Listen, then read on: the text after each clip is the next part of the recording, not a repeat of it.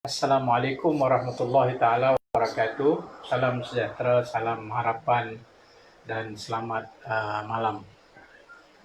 Alhamdulillah wassalatu wassalamu ala Rasulillah wa ala alihi washabihi wa man tabi'ahum bi ihsanin wa walahu ila yaumiddin. Yang saya hormati pengerusi majlis, merangkap setiausaha Parti Amanah kawasan Taiping, yang berusaha sahabat saya Saudara Rusli selaku tuan rumah kawasan pada malam ini, kita punya Pak Rashid selaku ketua cawangan Asam Kumbang yang sudi menerima tempat di hari ini untuk kita berhimpun dan bersantai sambil kita berlepak. Pimpinan yang berhormat Dr. Fadil, yang berhormat Kamunting yang baru sebentar tadi menyampaikan ucapan yang ringkas, tepat dan padat. Seterusnya kepada seluruh pimpinan Abang Man kita sebagai ahli jawatankuasa Amanah Perak Mantan, Amanah kawasan, Ketua Amanah kawasan Taiping, dan seluruh ahli jawatankuasa, rakan-rakan daripada PKR yang hadir pada malam ini, terima kasih. Dan juga dari DAP, terima kasih kerana sudi hadir, serta ibu-ibu dan bapa-bapa, rakan-rakan dan juga sahabat andai. Yang penting rakan-rakan seperjuangan kita, tak kira dari mana latar belakang kita, parti kita ataupun dari mana kita datang. Bersama saya pada malam ini juga, saya ingin kenalkan juga Ketua Pemuda Amanah Parit Bunta dan Rakhine. Ya, ini. Sebenarnya dia juga antara yang menyusun jadual saya di Taiping pada malam ini. Dan tuan-tuan dan puan-puan sekalian, memanglah saya kira kita baru selesai PKP dan sekarang ni masih lagi, walaupun boleh berhimpun, saya menyeru dan menasihati diri saya dan juga kepada semua yang hadir supaya kita jagalah SOP kita. Pakai pelitup muka, saya tak payahlah kalau saya tutup ni, saya tak boleh nak bercakap lah. Kan? Tapi pastikan jarak SOP kita, jangan ada mana-mana pihak yang tidak menghormati SOP, termasuklah jangan lupa untuk mengambil suhu dan juga mendaftar di depan sana. Bagaimana juga saya ingin ingatkan jugalah, macam mana Saudara Rusli sebut, siapa yang balik dari Turki diharap jangan datang ke sini lah. Ya, kami yang paling takut ni sebab dia pergi parlimen. Kan? Jadi kluster parlimen pula. Jadi mai mana punca dia, tengok mai dari Turki. Jadi bahaya kami. Ya. Seterusnya kepada pegawai keselamatan lah yang memastikan, ya. Kita ucap terima kasih kerana melicinkan perjalanan kita, majlis kita, insya-Allah kita akan selesai seperti mana yang telah dijangkakan. Sebenarnya seperti Parlimen Taiping, kami di Parlimen Parit Bunta pun semua DUN di bawah Parit Bunta adalah dimenangi oleh Pakatan Harapan. Saya cuma ada 2 DUN sahaja. Satu parlimen saya, Parit Bunta, dan ada 2 DUN. 2 DUN itu ialah Kuala Kurau dan Titis Serong. Tapi malangnya tidak seperti di sini. Setelah berlaku kerajaan tepuk atap atau kerajaan pintu belakang, malangnya saya amat kesal dan sedih.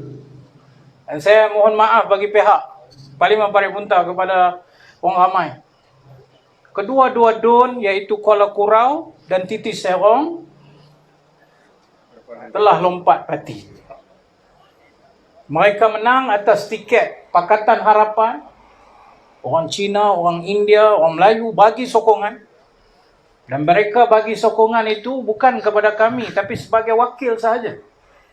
Untuk kami bawa satu cita-cita besar sepanjang kita berkempen di dalam pilihan raya umum 2018, iaitu kita nak tukar kerajaan kleptokrasi untuk kita gantikan sebuah kerajaan harapan rakyat yang akan menjamin masa depan negara dalam apa yang kita namakan membina semula negara Malaysia baru yang orang bagi dekat kita untuk tujuan dan cita-cita tersebut.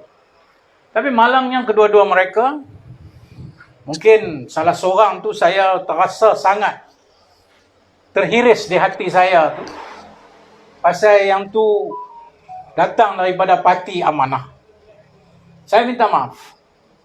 Kami kecewa sebab rekod Parti Amanah ni tak ada yang melompat. Cuma mungkin masalah dia Titi Serong. Mungkin sebab dia Serong. Itu masalah dia. Itu mungkin masalah dia. Ya? Kalau orang Banjar sana dia kata Titi Sirong. Sirong tu kira Serong lah. Mungkin kami Parti Amanah cuba mempertahankan rekod integriti kami. Cuba mempertahankan rekod progresif, amanah, peduli, inklusif kami.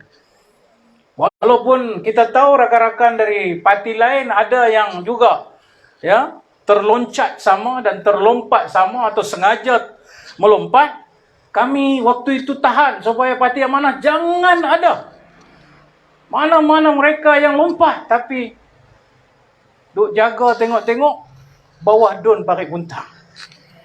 Jadi ini sangat mengecewakan. Dan inilah, kalau yang Kuala Kurau tu, itu di luar kawalan saya lah. Adinda saya, bukan orang lain. Datuk Yunus Jamhari juga membuat keputusan untuk berpindah. Dia daripada PKR. Jadi, saya amat kecewa kerana saya amat meyakini saudara-saudara yang saya kasih sekalian bahawa kami yang dilantik menang dalam pilihan raya umum baru-baru ini adalah membawa hasrat rakyat, bukan hasrat kami. Cuba tuan-tuan bayangkan, tak pernah dalam sejarah politik tanah air Tun Mahathir Mohamad waktu itu bersama Bersatu bergabung dengan DAP, bergabung dengan Lim Kit Siang, bergabung dengan Anwar Ibrahim, yang pada satu masa dahulu kita tahu pertembungan besar antara Datuk Seri Anwar dan juga Tun Mahathir.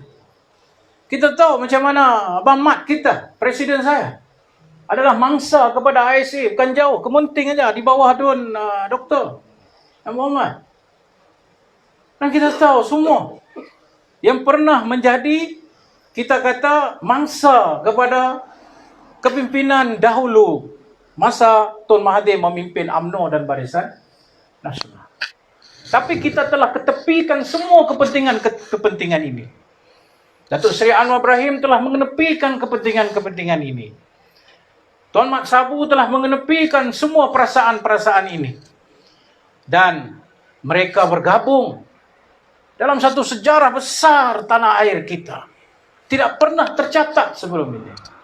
Kita buat pertama kalinya kerana semangat ini, kerana kekuatan ini, kerana tidak ada penting diri ini, bergabung tenaga, mengadu kuasa untuk kita, alhamdulillah, berjaya menjatuhkan kerajaan kleptokrasi Najib dan juga UMNO Barisan Nasional untuk menjadi kerajaan selepas pilihan raya 2018. Ini satu sejarah besar. Dan saya nak beritahu pada tuan-tuan, kita bukan jadi kerajaan hanya sekadar untuk duduk di kerusi yang empuk.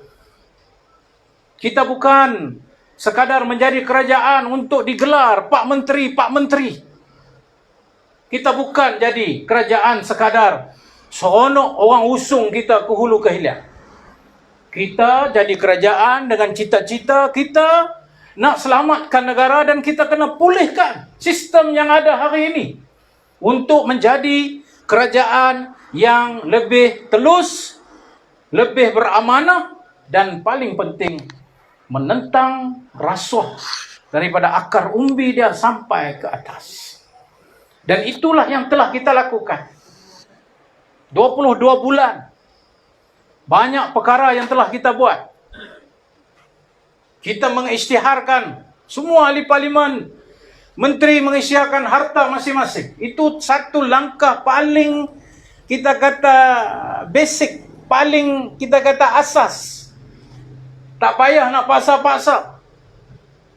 Yang kedua, kita telah membuat satu perancangan untuk menentang rasuah, plan integrasi nasional, plan lawan rasuah nasional.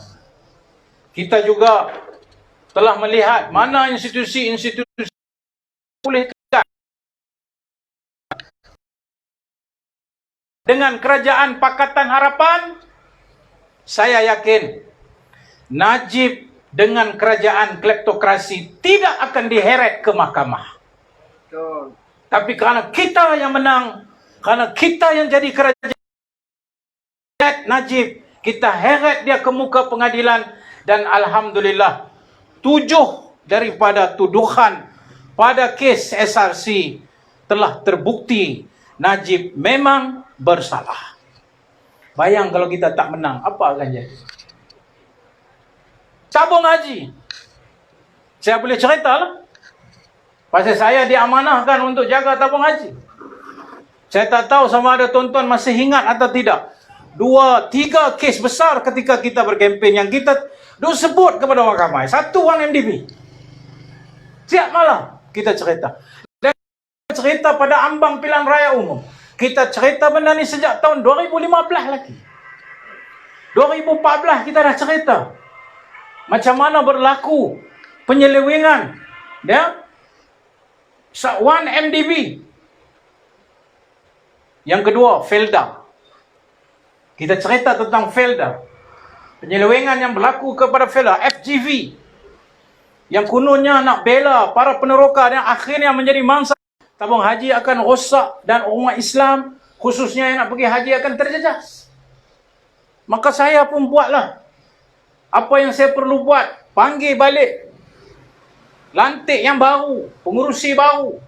Pengurusi kita lantik, Tan Sri Makno, tuan-tuan. Dia bukan orang politik. Datuk Seri Aziz orang politik. Tapi dulu mereka melantik secara politik. Kalau ada 8 orang ahli lembaga pengarah, 4 atau 5 orang adalah daripada orang politik. Tapi kita kata kali ini tak mau. Kita nak yang profesional. Maka alhamdulillah, daripada 5-6 orang yang kita lantik, tidak ada pun daripada orang-orang politik. Saya sendiri tidak campur tangan dalam urusan profesional menguruskan tabung haji. Saya cuma memastikan usaha untuk memulihkan tabung haji berlaku. Itu saja kerja saya. Dan alhamdulillah, yang kita duk cerita masa kita kempen dulu tentang tabung haji, rupa-rupanya bila buka file, bila buka laporan, bila tengok surat-surat yang datang, kita telah puas hati bahawa tabung haji memang ada masalah besar. Kalau kita tidak buat pemulihan, tabung haji akan tutup kedai. Tuan-tuan tahu tabung haji ni yang ketiga besar. KWSP nombor 1. Ya. Pemodalan nasional nombor 2. Nombor 3 tabung haji. Nilai dia saja 74 bilion lebih. Pendeposit 9 juta. Bukan kecil-kecil. Dan berbeza dengan yang lain, yang ni hanya untuk orang Islam sahaja, sebab dia buat begitu kerana apa? Kerana ini urusan untuk orang nak buat haji. Itu asal dia, sebab itu. Bayangkan kalau 9 juta pendeposit dia, bermakna setengah daripada orang Islam di Malaysia ini adalah pendeposit. Maknanya kalau orang Islam di Malaysia inilah 18 juta, maka 9 juta itu adalah daripada pendeposit tabung haji.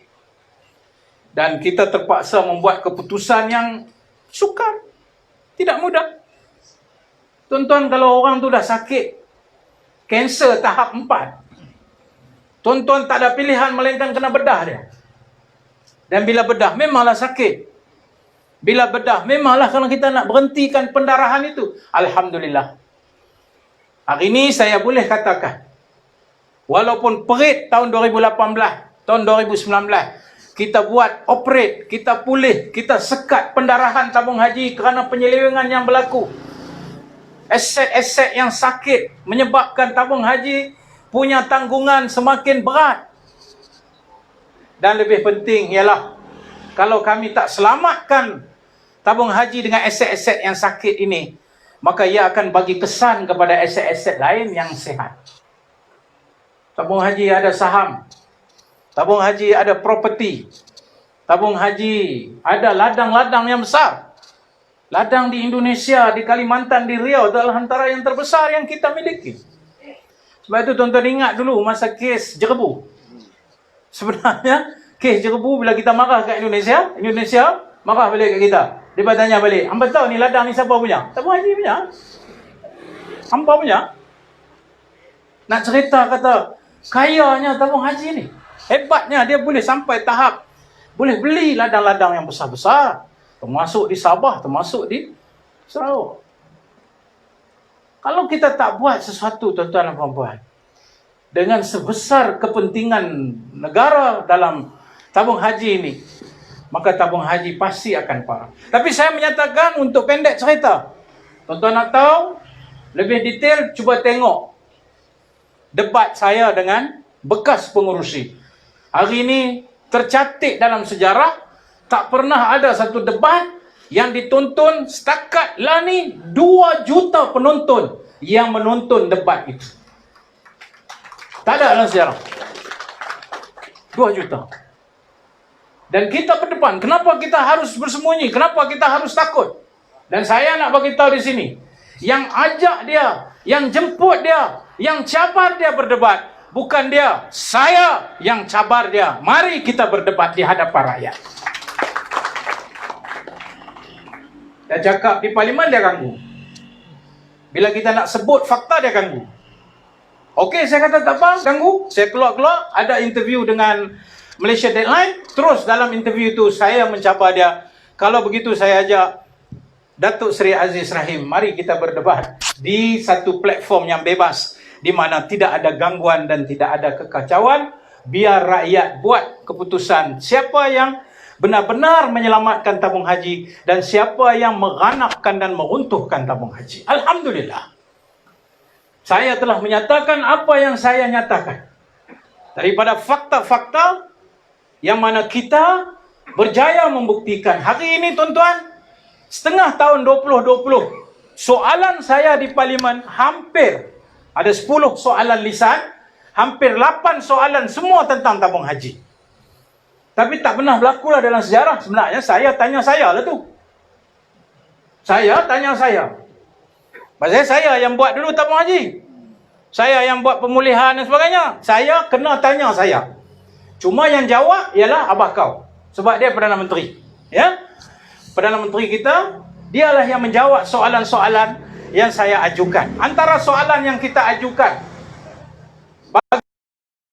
apa yang kita buat ini adalah untuk selamatkan tabung haji. Soalan paling basic saya tanya, tabung haji setakat ni untung ke rugi? Soalan basic lah. Yang kedua, tabung haji punya aset lah ni jadi lebih baik ke atau jadi lebih teruk? Dan yang ketiga saya tanya, pendeposit makin bertambah ke atau makin berkurang? 3 simple question. Dan dia tak boleh tipu sebab benda tu ada fakta.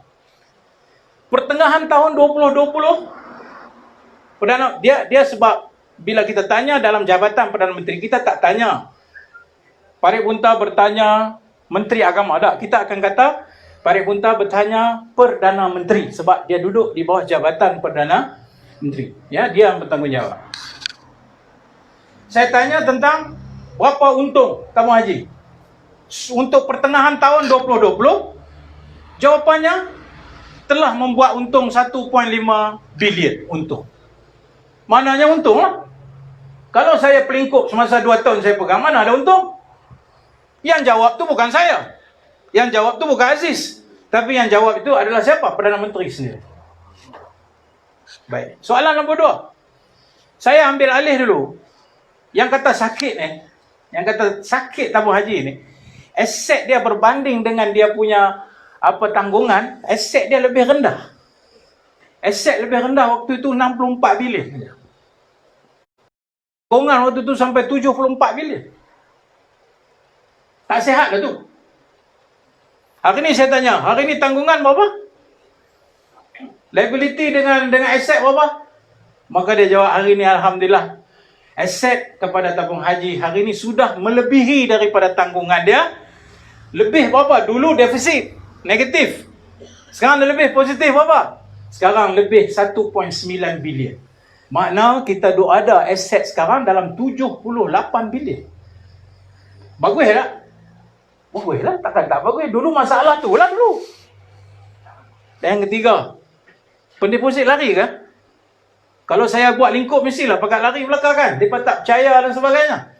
Alhamdulillah, pertengahan tahun 2020, pendeposit tabung haji bertambah, meningkat 130,000 lebih. Maknanya apa tu? Ini zaman mereka buat kan? Ini 2020 ni ialah apa yang telah kita buat zaman kita 2018 dengan 2019. Bagaimana mereka mendakwa? Suara-suara sumbang mereka mendakwa apa? Mujahid jual tabung haji, betul? Kalau saya jual tabung haji tak ada aset lah tuan-tuan, habis lah. Yang lebih jahat, Mujahid jual dekat China. Tabung haji, ni satu lagi saya tanya. Saya tanya di parlimen. Ya, saya tanya lah. Apa dia? Betul ke tabung haji ni dikuasai oleh China? Soalan bodoh lah kan. Pasal mereka bodoh. Orang bodoh kena tanya soalan bodoh. When you are stupid, you have to ask stupid question. So you are stupid. I know. Mana boleh China menguasai? Tak logik. Tak masuk akal. Tapi soalan bodoh untuk siapa? Orang yang bodoh. Maka jawab tu apa? Perlu dijelaskan di sini bahawa tabung haji tidak dikuasai oleh orang Cina. Saya tanya tu bukan untuk saya. Saya tanya tu nak beritahu kepada orang ramai, pembohongan selama ini oleh UMNO Barisan Nasional termasuklah waktu itu pas sekali kerana nak menimbulkan rasa marah kepada kerajaan Pakatan Harapan waktu itu. Mereka menggunakan sentimen kaum dengan menyatakan tabung haji telah dijual kepada China. Yang kuasai tabung haji siapa? Lim Guan Eng. Saya jadi hina lah. Saya Menteri Agama. Nampaklah, tonton tengoklah soalan yang masa Aziz debat tu, dia bawa benda sama juga. Saya jawab senang je. Saya kata, masa kita nak selamat tabung haji ni ada 3 kementerian yang selesaikan masalah. Satu, saya sebagai Menteri Agama. Di bawah jabatan Perdana Menteri. Paling besar lah tu, duduk bawah Perdana Menteri. Kedua, Menteri Ekonomi. Waktu itu siapa? Datuk Seri Azmin Ali. Tanya orang PKR, dia kenal lah Azmin. Dan yang ketiga, Kementerian Keuangan. Tanya orang DP, kenal lah. Lim Guan Eng. Pasal apa Kementerian Keuangan? Sebab syarikat bertujuan khas nak selamatkan tabung haji ni, saya tak boleh sign buat. Azmin tak boleh sign buat. Yang boleh sign buat ni Guan Eng aja. Lagi, nak bagi jaminan. Ini satu dia duk bohong. Dia kata tabung haji ni tak jamin. Maknanya yang kita bantu 20 bilion lebih ni, tak jamin oleh kerajaan. Maknanya kalau jadi apa-apa habis tabung haji. Bohong. Kita sudah fikir semua dah. Dan saya telah buktikan dalam bajet 2020 menyatakan bahawa kerajaan memang bagi jaminan. Dan saya dah bukti muka surat 59-60 di bawah Seksyen 5 liability kerajaan. Disebut salah satunya syarikat yang dijamin ialah urus harta jemaah yang merupakan syarikat bertujuan khas untuk menyelamatkan aset-aset tabung haji. Dan saya kata, kalau hari itu yang jadi menteri di dalam jaga Kementerian Keuangan, katalah Datuk Seri Aziz Rahim jadi Menteri Keuangan, dialah yang akan sign. Maknanya isu dia apa? Isu dia bukan DAP, isu dia bukan China, isu dia bukan Guan Eng, isu dia siapa jadi Menteri Kewangan, dia akan tanda tangan. Itu sahaja. 3 menteri, 2 menteri Melayu Islam, dia tak sebut, yang dia sebut seorang saja. DAP. Apa yang Mujahid dengan Azmi ni bukan orang Melayu kah? Nampak tak? Jahat, tuan-tuan. Jadi saya nak cerita pada tuan-tuan. 22 bulan, sengkang mata tak tidur malam. Pasal nak selesai, banyak yang telah ditinggalkan, kerosakan oleh kerajaan sebelum kita balik saja. 1MDB tu saya katalah, kita tanggung hutang yang besar. Kerana ia adalah jaminan kerajaan juga. Dan macam mana kita heret bawa ke mahkamah. Kita yang berjaya bawa balik duit yang dituntut daripada Department of Justice, yang telah pun membawa bagi balik duit yang mereka telah dapat ambil daripada duit-duit haram yang telah mereka serahkan balik kepada penerimanya. Itu semua adalah usaha-usaha daripada siapa? Pakatan Harapan. Jangan kelirukan orang.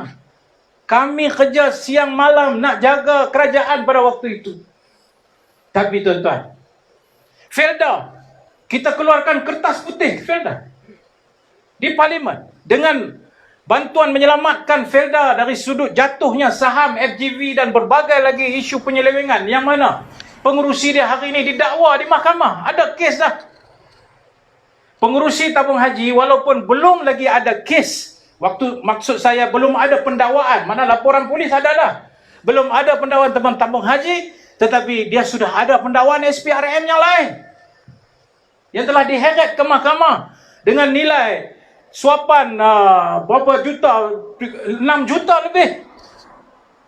Orang macam ni kan boleh jaga tabung haji, tuan-tuan? Orang macam ni kan nak amanah jaga duit orang nak pergi haji ni? Cuba buka minda sikit, tuan-tuan dan puan-puan. Felda, 1MDB, tabung haji. Baik, orang tanya saya, pasal apa tak buat RCI? Royal Commission Inquiry. Siasatan bebas. Ya? Kami jadi kerajaan, pertama saya belik balik semua dokumen-dokumen pasal tabung haji ni. Mereka tak jual. Dia tipu beli berpuluh ribu hektar di Indonesia, tanah sawit. Dia beli dengan harga yang mahal, dia kata 70% boleh tanam, 30% tak boleh tanam. Itu biasalah kalau tanah besar lagu tu. 70% boleh tanam, 30% tak boleh tanam, itu perkara biasa. Yang buat sawit dia tahu. Ya? Tapi bila kita ambil alih, kita cek balik, dia jadi keterbalik.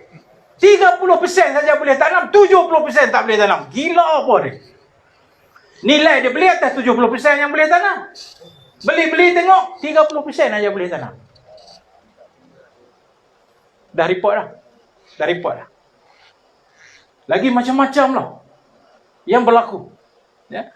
Mereka sibuk saya jual tanah peladang tabung haji dekat China. Mereka tak sibuk masa mereka beli itu, tanah itu dibeli dengan nilai yang tak sepadan. Rugi. Tuan-tuan dan puan-puan, RCI ni kalau kita tak ada maklumat, kita tak ada fakta, kita perlu kepada mencari fakta. Waktu itulah kita buat RCI. Tapi bila saya jadi, saya buka habis dokumen satu, mai bagi laporan kat saya. Penuh meja, penuh dengan file ya. Penyelewengan. Saya nak perlu RCI apa lagi? Saya terus bertindak buat laporan polis. RCI tak boleh buat laporan polis. RCI tidak ada kekuatan undang-undang. Saya buat pemulihan dengan pakej hampir 20 bilion bantuan. Takkanlah waktu itu kita nak buat RCI dulu. Hari ini mereka main isu. Buat RCI. Saya kata tak apa, saya dah buat semua ni. Kalau hampa nak juga RCI, saya setuju, tapi dengan syarat. Bukan RCI pemulihan saya saja, tapi buat juga RCI tanah-tanah yang hampa seleweng dulu juga buat RCI, saya kata.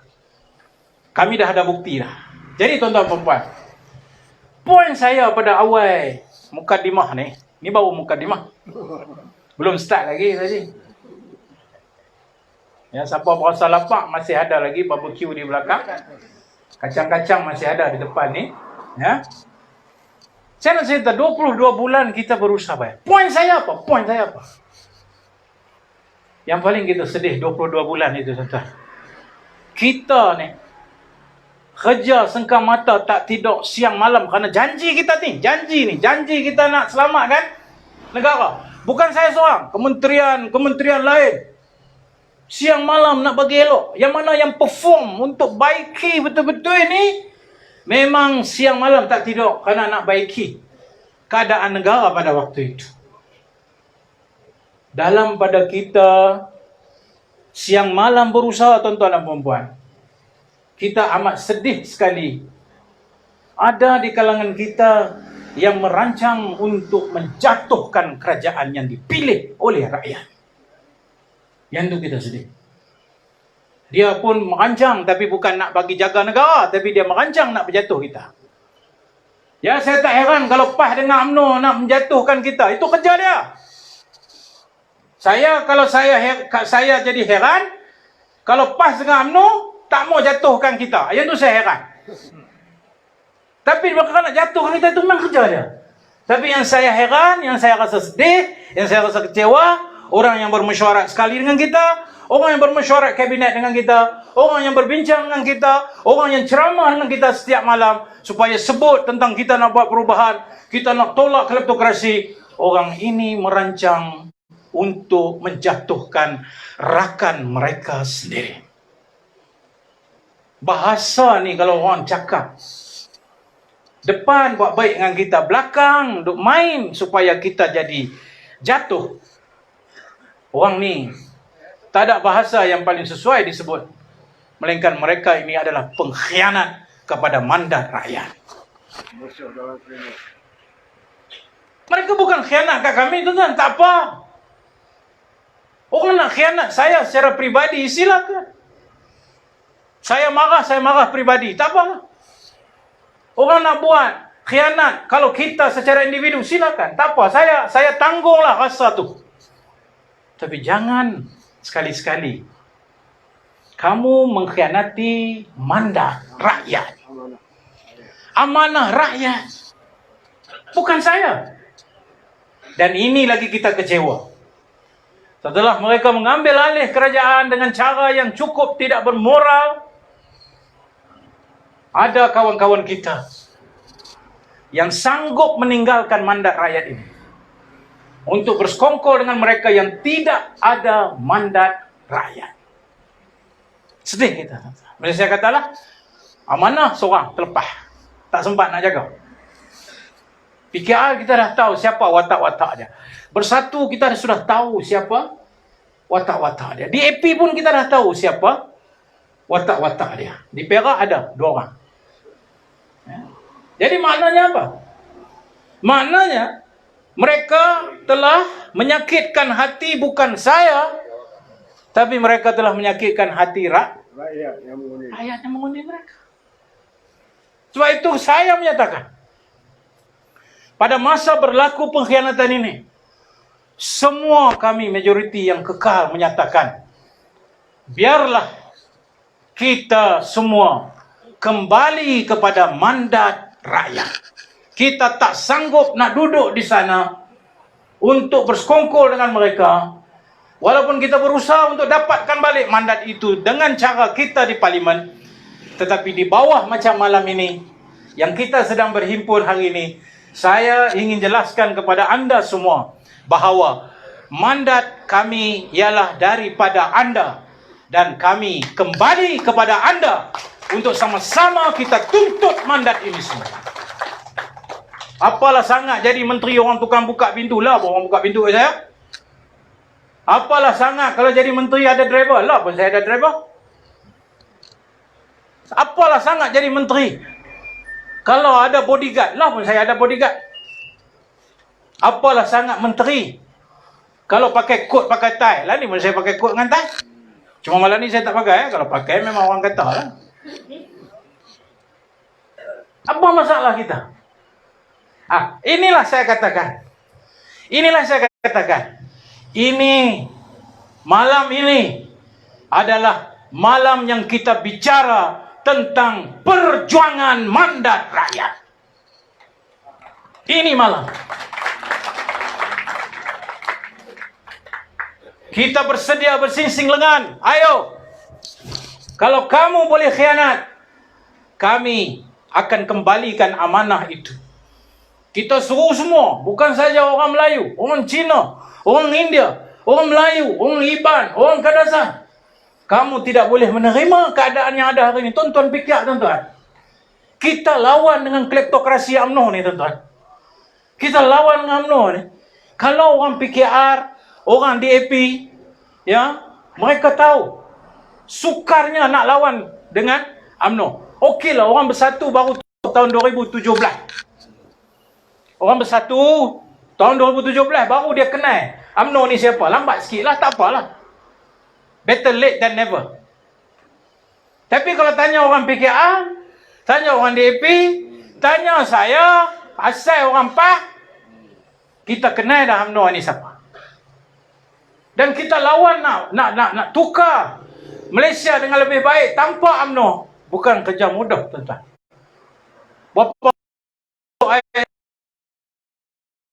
Berapa ramai yang dah masuk lokap? Berapa ramai yang dah kena pukul dengan FY? Berapa ramai yang tidak dalam lokap? Berapa ramai yang bengkak mata dia? Berapa ramai yang duit dia habis belanja? Bukan kerana mereka benci UMNO, tapi mereka tidak suka pemimpin dari parti yang menggunakan bangsa, menggunakan agama hanya untuk kepentingan politik, bukan untuk menjaga negara dan memegang amanah untuk menjaga negara. Kita bersatu tenaga. Dulu mereka kata, ini Cina, anti Melayu. Saya kata dari awal, perjuangan kita, ibu-ibu dan bapa-bapa sekalian, bukan perjuangan yang menentang Cina, atau menentang India, atau menentang Melayu. Perjuangan kita adalah perjuangan yang menentang Melayu yang rasuah, Cina yang rasuah, India yang rasuah. Maka kita menentang rasuah, kita tidak pernah menentang bangsa dan agama. Dengar baik-baik. Kamu mau berbicara tentang perkauman Melayu, silakan. Tapi saya, orang Melayu, tidak mungkin tunduk kepada orang Melayu yang rasuah, yang merosakkan orang Melayu, yang curi duit orang Melayu, dan yang merosakkan negara. Saya akan lawan dengan Melayu ini. Inilah hijrah. Rasulullah SAW dia lawan siapa? Pakcik dia. Rasulullah SAW lawan siapa? Sepupu dia. Rasulullah SAW lawan siapa? Tok Wan balik mak dia. Dia bukan lawan orang lain. Orang Quraisy kata, Muhammad ni lawan bangsa sendiri. Apa punya orang ni? Apa punya orang lawan bangsa sendiri? Mereka menyatakan Muhammad ini kerja dia bagi pecah belah bangsa dia. Jadi apa yang baru orang kata kat kita hari ni? Tidak ada yang baru. There's nothing new. Tapi Muhammad sallallahu alaihi wasallam, peace be upon him, ketika melakukan hijrah, dia tidak menentang kerana mereka itu bangsa dia. Dia tidak menentang kerana mereka itu adalah keturunan dia dan kaum dia. Dia menentang kerana kezaliman yang dilakukan oleh bangsa dia, kezaliman yang dilakukan oleh keturunan dia, kezaliman yang dilakukan oleh anak cucu dia. Maka sebab itu Rasulullah tidak menentang bangsa Quraisy. Rasulullah menentang kezaliman Quraisy, kerana kezaliman lebih besar daripada mana-mana bangsa, kaum ataupun agama, tuan-tuan dan puan-puan sekalian. Di sini kita berhimpun. Ini yang menyatukan kita, Cina, India, Melayu. Ini yang memberikan semangat kepada kita. Ini yang memberikan kekuatan kepada kita. Sebab itu hari ini, mereka yang memainkan isu perkauman, berhentilah. Karena kamu tidak akan kekal dengan alasan ini. Kerana ini adalah sebagai satu alasan kepada kelemahan kamu sendiri. Sebab itu orang Melayu yang ada harga diri tidak akan menyokong rasuah. Orang Cina yang ada harga diri tidak akan menyokong rasuah. Orang India yang ada harga diri tidak akan menyokong rasuah. Apatah lagi rasuah ini melingkupkan anak, melingkupkan keturunan dia, melingkupkan generasi dia. Bukan saja orang Cina saja akan susah, orang Melayu akan susah, orang India pun akan susah. Inilah perjuangan kita. Sebab itu hari ini kita tak heran untuk kembali kepada rakyat. Kita bermula dengan rakyat kerana cita-cita ini. Kita juga akan kembali kepada rakyat dengan cita-cita ini. Kalau kali ini mereka mengheret kita, merentak kita, insya-Allah di hari ini yang jadi kerajaan Perikatan Nasional UMNO dan PAS, mereka berhimpun untuk menimbulkan kebencian kepada orang ramai tentang DAP. Betul? Siang malam DAP. Kalau kucing kena langgak di asang kumbang ni, bila tanya ni pasal DAP lah ni. Apa lagi yang pasal DAP ni? Tiba-tiba anak kita sakit perut pergi sekolah balik, ayah sakit bahan, ni pasal DAP lah sakit perut ni. Lah sakit perut pun DAP juga. Dia ratib di rakyat ini dan insya-Allah akan diberikan penghormatan dari rakyat untuk kita terus membina negara ini semula. Tuan-tuan kena kuat jiwa, tuan-tuan. Tuan-tuan bersedia dengan perjuangan ini atau tidak? Ya. Ataukah tuan-tuan lemah dengan suara-suara ini? Atau tuan-tuan sudah kecewa? Habislah segala harapanku. Yang hari ini harapan sudah tidak ada harapan lagi. Tuan-tuan dan puan-puan, kalaupun segala sesuatu telah habis di tangan kita, kalaupun segala apa yang terbina selama ini telah habis, tidak ada kudrat lagi, saya menyatakan harapan masih ada. Sebab itu kami turun. Sebab itu kami menyatakan pendirian kepada rakyat. Insya-Allah. Hari ini kita tengok Perikatan Nasional. Peninglah ni, saya tak tahu Perikatan Nasional ke Muafakat Nasional, saya tak tahu. Kalau itu pun mereka tak dapat satu kesepakatan, hari ini Barisan Nasional, satu hal lah dia lawan nama Barisan Nasional. Yang PAS dengan UMNO Muafakat Nasional. Yang si bersatu dengan si Azmin dan rakan-rakan yang lompat lain ni Perikatan Nasional. Yang UMNO PAS dalam parlimen kata kami sokong Perikatan Nasional, tapi di luar mereka kata kami ni Muafakat Nasional. Tuan-tuan sendiri boleh tengok gelagat mereka menjadi kerajaan ni huru hara. Ya, tuan-tuan boleh kritik kami ada kelemahan, betul? Mana kita tak ada kelemahan? Baru 22 bulan. Setelah ditinggalkan 60 tahun. Dengan rasuah, penyelewengan dan sebagainya. Ya, pasti kita akan ada kelemahan. Tapi kelemahan kami ini dipandu dengan satu kejelasan. Kelemahan kami ini dipandu dengan satu mandat. Maka kami, walaupun lemah, tapi kami ada apa yang kami nak capai daripada hasrat rakyat. Hari ini kerajaan Perikatan Nasional, cuba tengok. Oleh kerana dia nak kekal berkuasa, sebab dia bukan nak kekal untuk menyelamatkan negara. Oleh kerana dia nak kekal berkuasa, dia melantik menteri dengan timbalan menteri, semua kabinet dia yang besar dalam sejarah, iaitu 72 anggota kabinet. 72. You kena ingat, dia membentuk kerajaan pada waktu itu bulan Mac. Dia angkat sumpah pada awal Mac. Jatuh Februari. Tengah Februari. Angkat sumpah Mac. Waktu itu COVID sudah berlaku atau tidak? Sudah berlaku. COVID sudah ada pada waktu itu. Tapi kenapa membentuk dua anggota kabinet? Kenapa kamu tidak tumpu untuk membentuk sebuah kerajaan yang kecil kabinetnya? Tapi kamu buat 72 kabinet. Tak cukup dengan timbalan menteri dan menteri. Apa dia? Lantik pula duta khas bertaraf menteri. Duk tidur apa dia buat? Duta khas ni senyap, tak ada cerita apa. Tapi jangan tuan-tuan, bertaraf menteri. Tuan-tuan faham tak bertaraf menteri ni mana apa? Semua allowance yang bertaraf menteri dah dapat. Bodyguard yang menteri layak dapat, dia dapat. Pegawai yang ada 10 orang yang dia layak dapat, dia dapat. Ini semua Tuan-tuan yang tak payah mengaji tinggi pun akan tahu kenapa Tan Sri Mahyudin yang terkenal dengan nama Abah ini. Bila nak abah, dia abah kau, dia bukan abah aku. Yang terkenal dengan nama Abah ini, tiap-tiap hari doa, ya. Dia buat ini kenapa? Kerana betul-betul dia nak kerajaan ni jadi betul elok supaya ada 72 orang menteri kabinet dan timbalan dia. Dah. Dia buat ini supaya apa? Beli mereka supaya menyokong kerajaan dia hari ini. Itu saja, bukan populariti. Dia supaya dengan bagi jawatan, dua orang ni tak lawan dia. Sebab dia tak cukup. Bila bagi jawatan, senyaplah. Bagi duta khas, senyaplah. Itu cerita dia. Jadi, kerajaan macam ni bermula sudah dengan rasuah. Orang tanya, apa rasuah ni? Rasuah jawatan.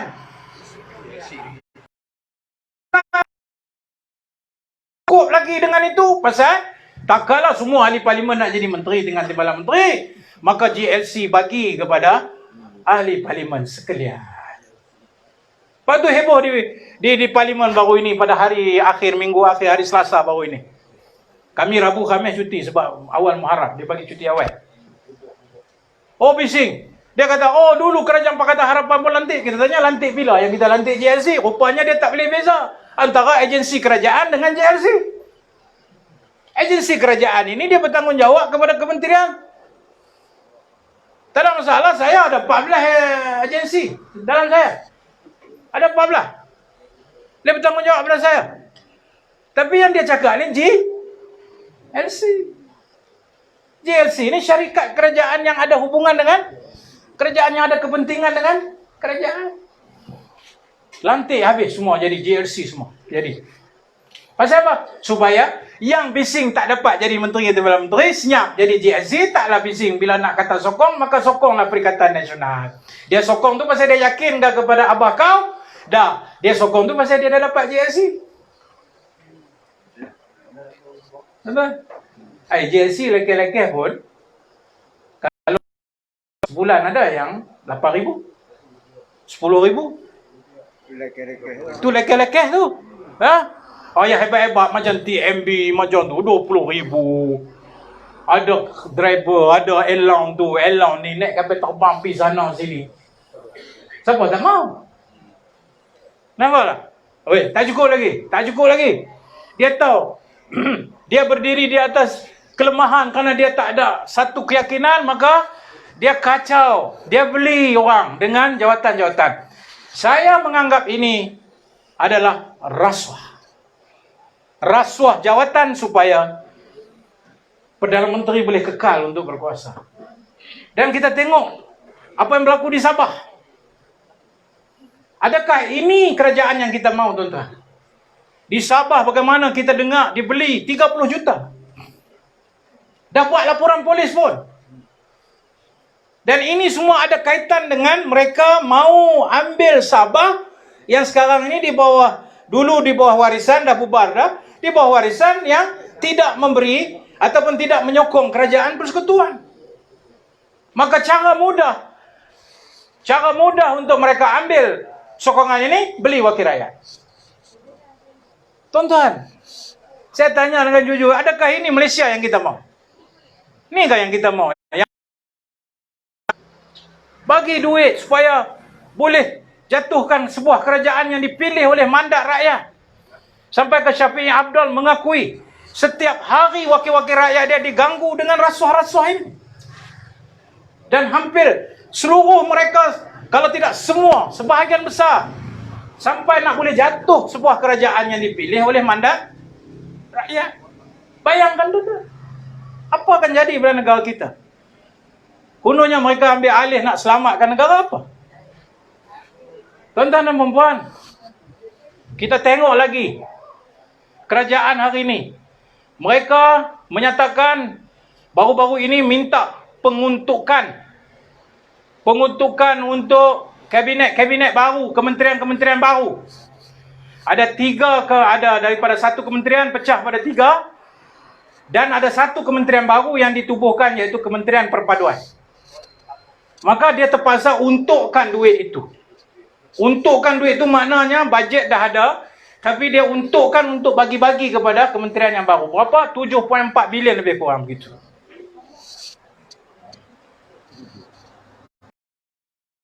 Menentang. Ya. Kita bangkit menentang. Tapi dia pusing cerita, dia kata tengok Pakatan Harapan termasuk warisan dan juga Tun Mahathir, blok Tun Mahathir. Tengok, ini peruntukan untuk COVID, dia tolak. Nampak? Dia pusing cerita.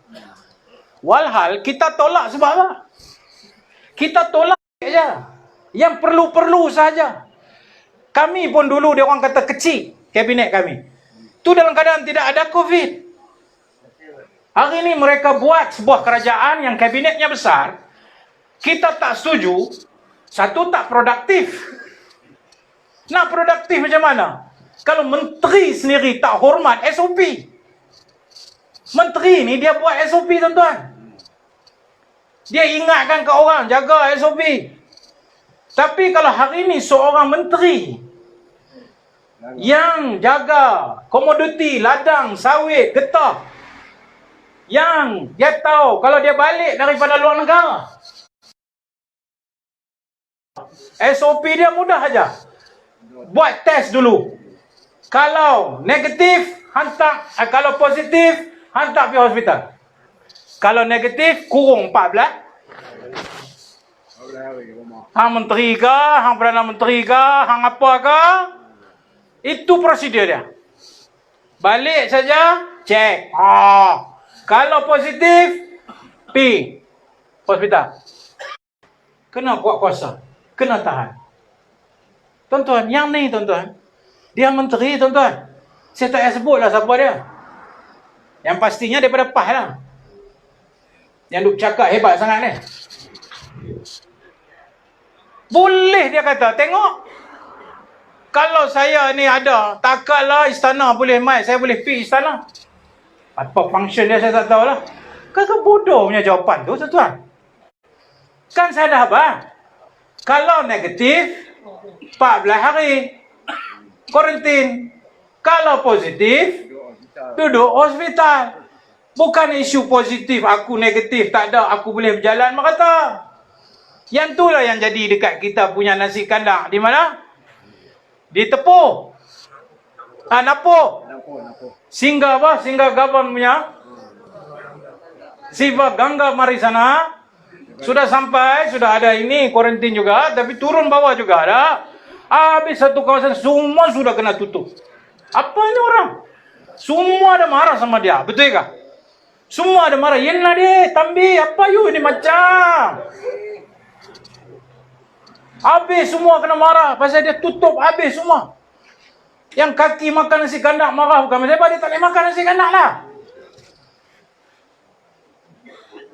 Ini hari ini bukan toke nasi kandak. Hari ini menteri. Menteri. Ini menteri mana? Menteri Pakatan Harapan kan Perikatan Nasional? Menteri Perikatan Nasional. Ini menteri PAS. Kalau dia sebagai peribadi, menteri tak boleh melambangkan satu hormat kepada SOP, bayangkan apa yang akan jadi kepada rakyat. Dia tak pertahankan SOP, macam mana dia nak suruh orang supaya ikut pertahankan SOP. Tuan-tuan dan puan-puan, seorang lagi tak pernah orang buat dalam sejarah Parlimen Malaysia, buka isap rokok, vaping dalam Parlimen. Lepas tu saya nak beritahu tuan-tuan, double standardnya kerajaan Perikatan Nasional hari ini. Tiap-tiap hari bercakap pasal SOP, setiap kali bercakap pasal SOP, bila terbukti menteri daripada kabinet dia yang tak hormat SOP, balik luar negara, dan Turki pada hari dia balik itu mencatatkan peningkatan kepada kes COVID-19, tidak ada tindakan. Ini double standard. Seorang suri rumah tangga ditahan kerana tidak kuarantin diri, kerana melanggar SOP. Seorang menteri hari ini boleh lagi bercakap kepada orang tanpa rasa bersalah, dengan kononnya kata dia dah negatif dan sebagainya. Orang kampung yang kena tu, macam mana perasaan dia, tuan-tuan dan puan-puan? Apa rasa kita? Aku orang kampung kena, yang ni menteri tu berdegar-degar bercakap, tak ada tindakan ke atas dia. Dan saya ucap terima kasih kepada hari ni Tan Sri, ya, Menteri Hisham Muhammad Noor, yang hari ini menyatakan bahawa tak kira siapa, SOP itu kena pada semua orang. Tapi abah kau kata apa? Tak kata apa, siap. Ini memalukan kabinet. Dan saya telah kata, kalau orang marhin, rakyat biasa salah, tangkap, buru, kejar, lock up, denda. Tapi orang-orang yang di atas jadi menteri, buat salah, masih lagi memberi alasan-alasan. Tuan-tuan dan puan-puan, saya tidak fikir tuan-tuan mahu kerajaan yang sedemikian, tuan-tuan dan puan-puan sekalian. Yang seorang pergi vaping dalam parlimen. Vaping dalam parlimen, tuan-tuan. Terus saya kata rokok, vaping terus. 250. Luar juga kalau hisap rokok tu kedai mama, berapa kena? 500 lebih. Lagi kadang-kadang 1000 pun boleh kena. Ini orang, parlimen dalam juga ada vaping. Berapa kena? 250. Ini kerajaan apa, tuan-tuan? Ini betul-betul kerajaan zaman jahiliah. Orang kaya buat, tinggal. Orang lemah buat, tangkap. Ini yang Rasulullah SAW kata. Ini yang Rasulullah SAW cerita bab hijrah ni.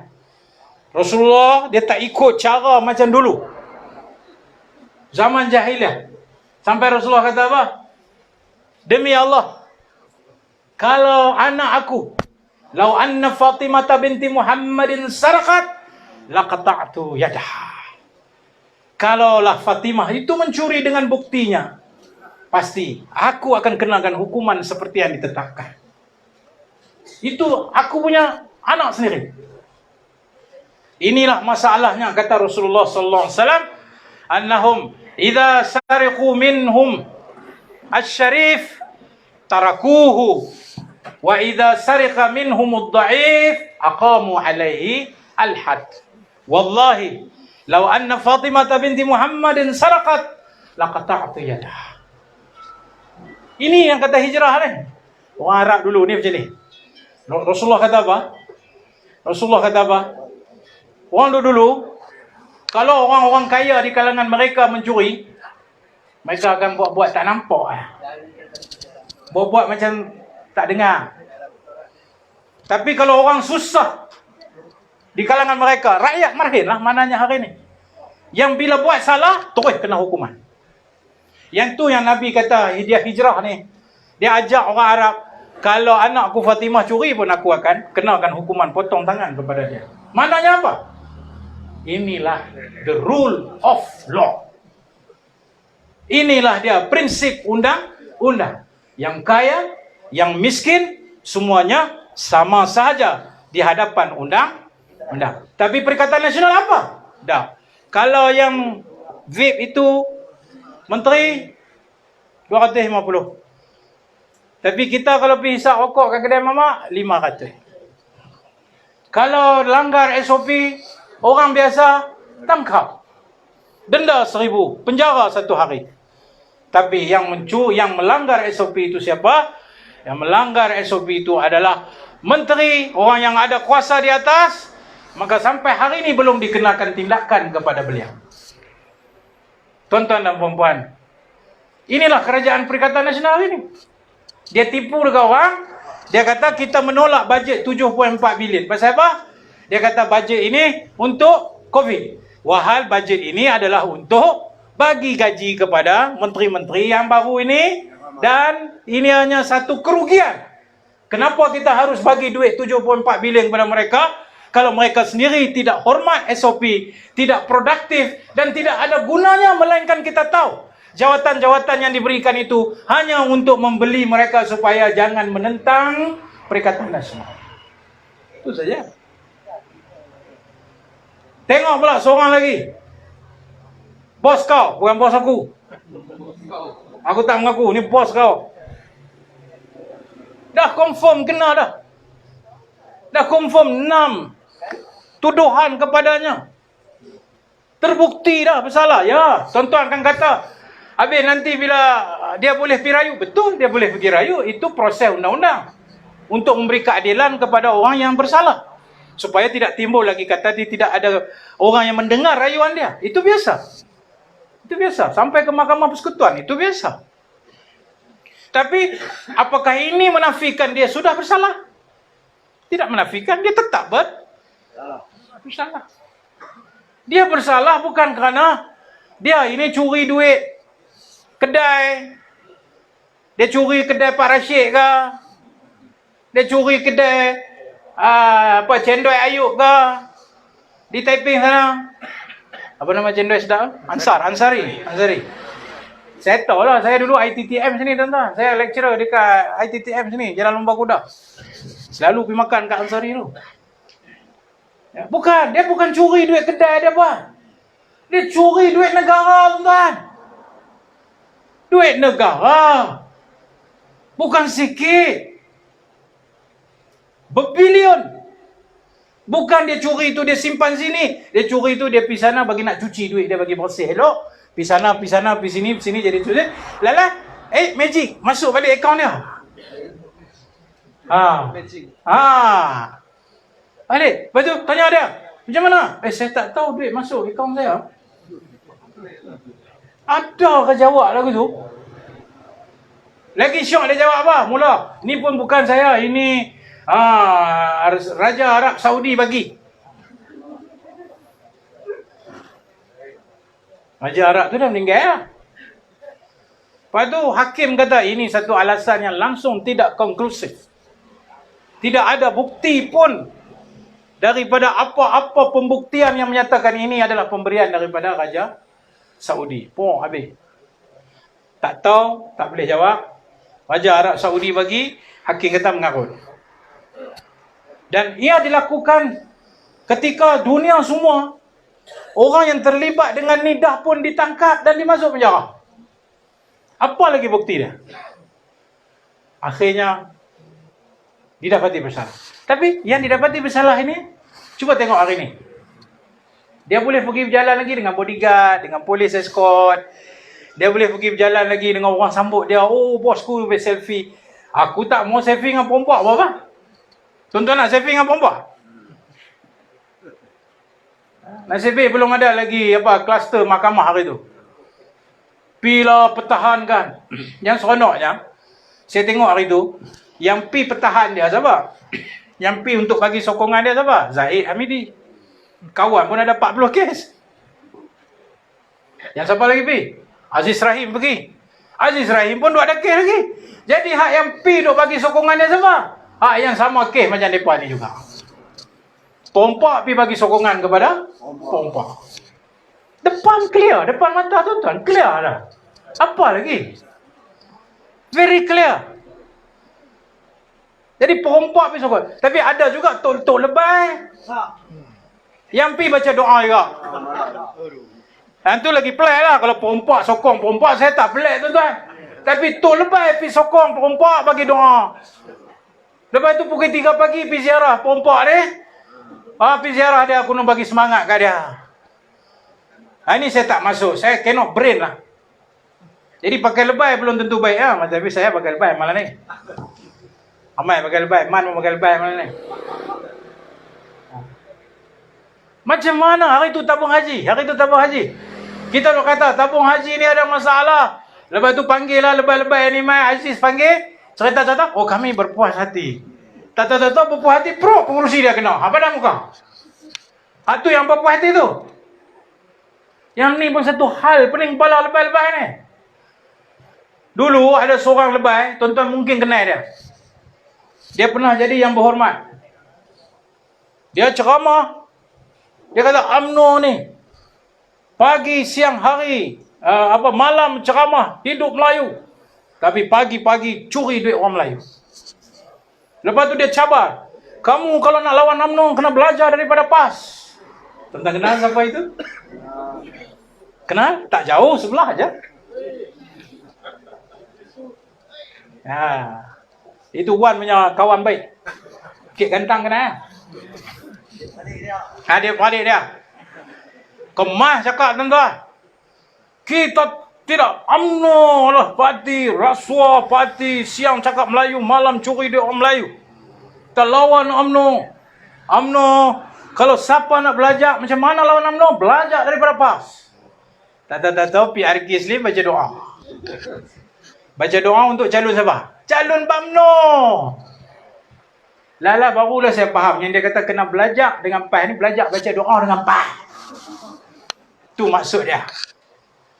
Nak lawan UMNO tu Haji, belajarlah baca doa, belajar kat PAS. So dia baca doa. Bagilah kemenangan kepada calon UMNO Barisan Nasional yang dulu dia kata kalau nak lawan UMNO, mai belajar dekat dia. Tuan-tuan, Hadi Awang ni tuan-tuan, Presiden PAS. Datuk Seri Hadi Awang. Berapa ramai, saya nak cerita sikit lah, cerita sedih. Saya pergi ziarah ada seorang kuat PAS, tapi Alhamdulillah, dia dah berhijrah lah. Sakit dah, uzuk lah. Saya ziarah, dia kata, dia panggil saya Ustaz. Saya ni orang PAS, kenal saya Ustaz. Ustaz, dia kata, kalau saya ada peluang, saya jumpa dengan Presiden PAS hari ni, saya nak cakap dekat dia. Berapa ramai dah kerana engkau berceramah dengan amanat engkau, suami isteri dicerai. Ni dia cakap depan mata saya, dia meleleh air mata, dia menangis tuan-tuan. Apa dia kata? Saya tak mau pergi Terengganu, Kelantan Ustaz. Di tempat saya, di Felda Trolak, saya punya kawan, bila tahu bini dia undi Barisan Nasional, dia cerai talak 3 Ustaz. Saya menangis, dia kata. Dia cerita tu pun dia menangis. Itu tak cerita kenduri kendara boikot tuan-tuan. Pasal sembelih orang UMNO tak boleh makan. Tu tak cerita semayang dua imam. Saya kebetulan orang rumah saya orang Besut tuan-tuan.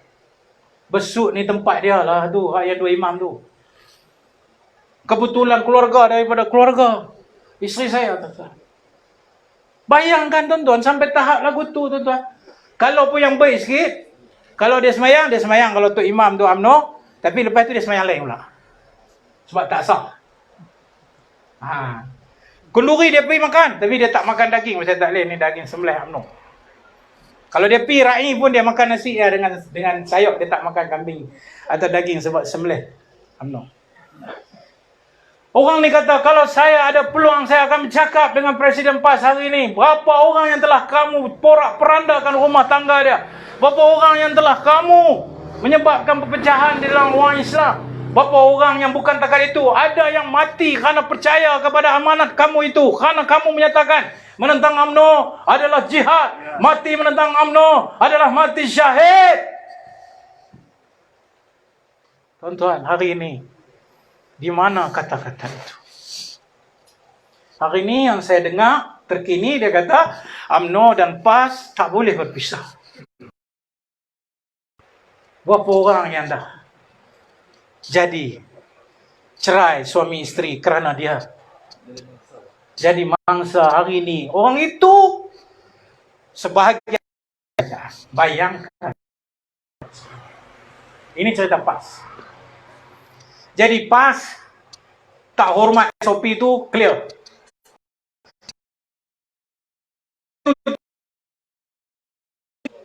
RU 355 ni nak buat hudud. Siapa tentang RU 35? Mati tanam jirat Cina, dia kata. Saya ni berapa kali kapiak, saya tak tahu lah. Tak sokong hudud. Kamu tidak menyokong syariat Allah. Bayangkan tuan-tuan. Hari ni kita tanya balik dia. Siapa tak buat? Hanya ramai dah tanam jerat Cina ni. Kamu kena selamatkan ni. Apa dia kata? Kita kena tengok dulu perlembagaan. Bukan senang nak buat. Lah. Yang bercakap dulu. Bukan kita tak mau buat. Benda itu kena tengok perlembagaan. Utamaan Mahkamah Syariah mana yang lebih utama? Jadi tuan-tuan apa buat? Lah ni telan habis semua. Dulu sampai ke Sajat pergi Mekah pun Menteri Agama kena. Hampa kenal kan Sajat? Orang lagi-lagi buat tak kenal apa?